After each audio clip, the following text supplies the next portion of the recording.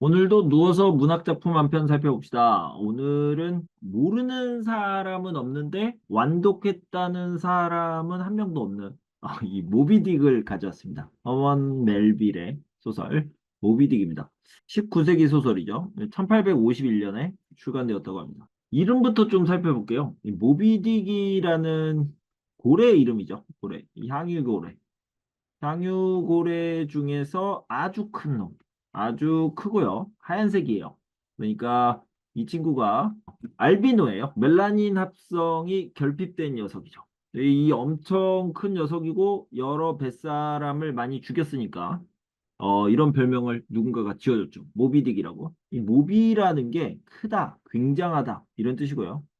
그래서 이제 굉장히 큰 녀석이다. 근데 굉장히 크고 족 같은 녀석이다. 이게 딕이라는 게 원래 그 남자 성기를 의미하는 거잖아요. 그래서 아주 크고 족 같은 녀석이다. 이렇게 뱃사람들이 이야기했다고 추측을 해봅니다. 이 모비딕이라는 이름을 가지고 있는 고래와 싸우는 내용이다. 이 소설의 첫 문장이 좀 유명한데요. 콜미 이스마엘. 이 이스마엘이 소설의 화자로 등장을 하는데 이스마엘이 성서에서는 꽤 의미 있는 이름이거든요. 의미 있는 인물인데. 그래서 이 화자의 이름에 큰 의미를 부여하는 사람도 있어요. 성경에 그런 이야기가 있거든요. 아브라함이라는 사람이 있는데, 믿음의 조상이라고 하죠. 큰아들이 이스마엘이에요. 근데 첩의 아들이죠. 그런데 아브라함의 둘째 아들이 태어납니다. 본처에게, 본부인에게 두 번째 아들이 태어나니까 결국에는 이 이스마엘과 그의 어머니 첩을 쫓아내게 됩니다. 여기에 이제 좀 더 의미를 붙여서 설명을 하면 좀 어려워지기도 하고 조금 위험해지기도 해요. 왜냐면 종교적인 부분이 있으니까. 그래서 여기까지만 하도록 하겠습니다. 자, 이제 스토리 라인을 좀 보도록 할게요. 어떤 것들이 있냐면 줄거리를 얼마나 짧게 요약해야 될지 고민을 좀 많이 했습니다. 그래서 만약에 제가 요약한 분량이 마음에 안 들면 개인적으로 연락 주시면 됩니다. 2240-9087로. 이스마엘이라는 사람이 원래 선원이었는데 주로 상선을 탔어요. 장사하는 배. 그러다가 이번에는 고래를 한번 잡아보기로 합니다. 그래서 포경선을 타러 가는 과정에서 퀵해그라는 사람을 만나요. 그리고 같이 타러 가죠. 그 사람들이 이제 포경선을 타는데 포경선의 이름이 피쿼드호예요. 피쿼드호의 선장이 이제 굉장히 중요한 인물, 어찌 보면 주인공이라고 할 수 있는 에이하브라는 사람입니다.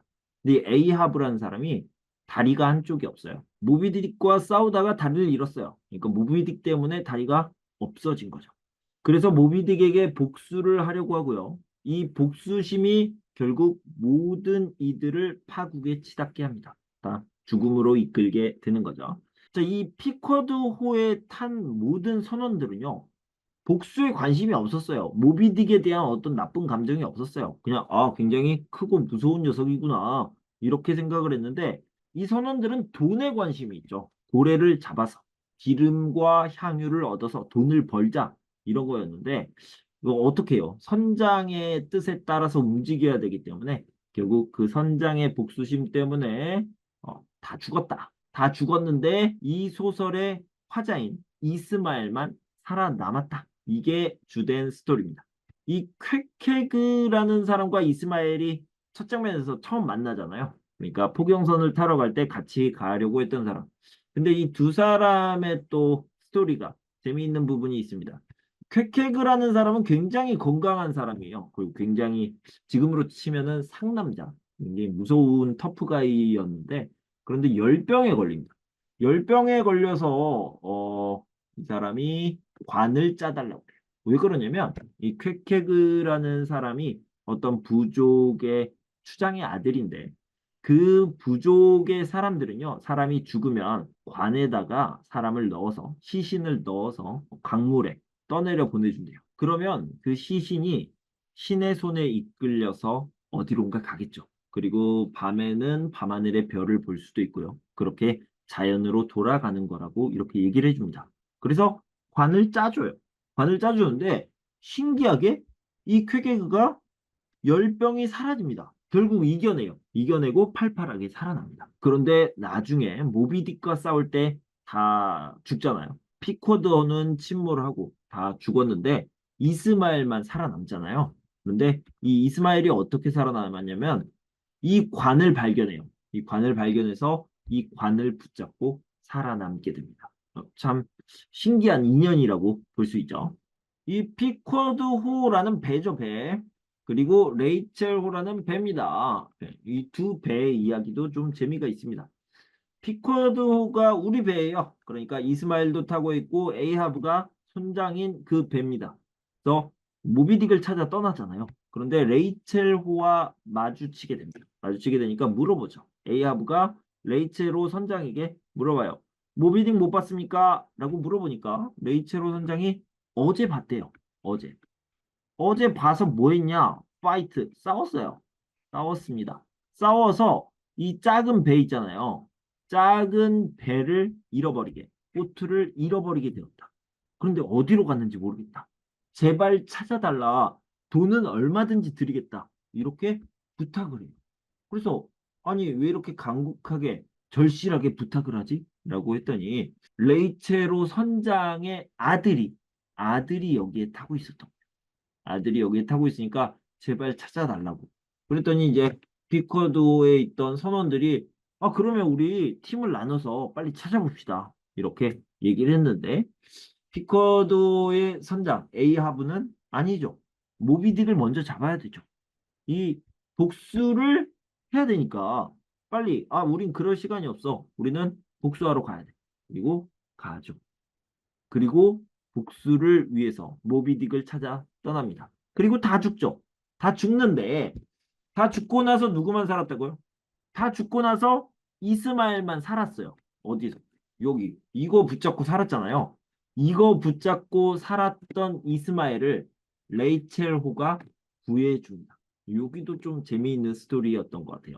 이 에이하브가 선장이죠. 선장이고 스타벅은 1등 항해사예요. 근데 좀 재밌는 게 에이하브는 이제 제일 정상적이지 않은 캐릭터로 나옵니다. 복수심에 불타서 다른 선원들의 목숨 따위는 중요하지 않고 복수만 하겠다. 이런 가장 비정상적인, 어찌 보면 가장 못됐죠. 가장 나쁜 놈으로 나오고요.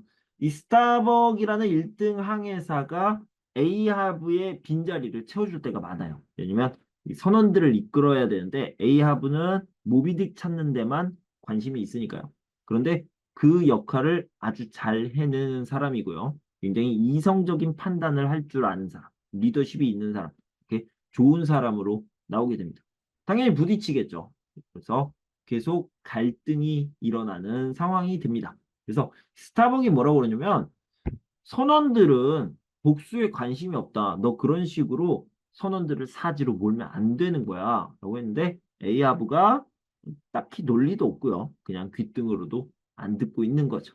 결국에는 다 죽죠. 에이하브도 죽고 스타벅도 죽고 다른 선원들도 다 죽게 됩니다. 자, 모비딕과 스타벅스 이 책을 얘기하는 거예요. 고래를 얘기하는 게 아니라 이 책과 이 스타벅스는 여러분들이 잘 아시다시피 이 세 명이 창업을 했는데 얘가 1851년에 태어난 책이고요. 그 다음에 얘는 1971년에 태어난 가게예요. 이 가게 이름을 지을 때 이 중에 한 명이 누군지 모르겠어요.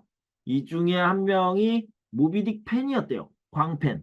그래서 스타벅으로 이름을 짓자 해가지고 스타벅스가 됐다고 합니다. 이건 진짜 사실이에요. 팩트입니다. 어떤 책을, 대단한 책을 한 줄로 요약하면 뭘까? 이런 옛날에 재미있는 놀이 같은 것들을 했습니다. 유행했었죠. 근데 이 모비딕이라는 책을 자연 vs 인간, 자연승 이렇게 나왔습니다. 그냥, 맞네. 재밌네. 이러고 끝날 이야기가 아닌 게, 이게, 어떤 사람들은 이렇게 얘기를 해요. 이런 식으로 묶어놓는, 분류를 하는 사람들이 있습니다. 좀 신기한 일이죠. 그래서 이 모비딕이 그만큼 큰 의미를 갖는다. 그러면 이건 뭘까? 자연이라는 것은 신을 얘기하는 거겠죠. 신의 힘을 얘기하는 거고요. 거기에 인간들이 덤벼보는 거죠. 덤벼보는데 결국에는 신의 힘을 이길 수 없다. 여기서는 자연의 힘, 신의 힘, 그 큰 힘을 나타내기도 하고요. 인간의 악함, 그리고 연약함, 그리고 그 고집스러움 같은 것들을 이야기하기도 합니다. 그래서 그런 것들을 굉장히 잘 표현해낸 책이다. 이렇게 생각할 수 있습니다. 3200부, 이거 굉장히 슬픈 이야기인데요. 굉장히 슬픈 이야기인데, 허먼 멜빌이 작가죠. 허먼 멜빌이 30대에 이 책을 썼습니다. 그리고 72세에 돌아가셨어요. 그러니까 40년 동안 3200부가 팔렸대요. 아, 이게 굉장히 끔찍한 일인데요. 어떻게 3200부 괜찮은 건가? 아니요, 절대 그렇지 않습니다. 제가 이 책을 태안도서관에서 빌려왔거든요. 그러니까 지방자치단체에서 운영하는 그 도서관. 그런데 전국의 광역자치단체, 그다음에 기초자치단체의 도서관, 거기서 운영하는 도서관들만 봐도 이 3,200부는 훌쩍 넘죠. 태안도서관에서 제가 이 영상을 찍기 위해서 세 권을 빌려왔는데 원래 여섯 권 있는데 그중에 세 권을 빌려온 거거든요. 그러니까 적어도 대한민국에만 대학 도서관까지 합치면은 그냥 도서관에 있는 책만 해도 엄청난 숫자가 될 거예요. 그런데 40년 동안 겨우 3,200부가 팔렸다. 그러니까 허먼 멜빌이 돌아가신 후에 이게 유명해진 책이다. 이건 굉장히 슬픈 이야기. 이런 비하인드 스토리가 있고요. 그리고 좀 다른 얘기이긴 한데 이 책이 런던 도서관에서 소장이 되었을 때는 처음에 사서의 실수인지 아니면 의도인지는 모르겠는데 이게 백과사전 쪽에 생물학 백과사전 쪽으로 분류가 되어 있었다고 해요. 그러니까 이 책에는요, 물론 스토리도 들어가 있지만 포경 산업에 대한 전반적인, 그다음에 포경의 방법, 이런 고래의 생태, 생리 이런 것들에 대한 엄청난 지식들이 다 집약되어 있다고 이렇게 얘기하고 있어요. 그래서 고래 백과사전이다라는 그런 얘기도 있다고 합니다. 자, 모르는 사람은 없는데 완독했다는 사람은 없는 책. 모비딕에 관한 얘기는 여기까지입니다. 여러분, 의미 있는 하루 되세요. 감사합니다.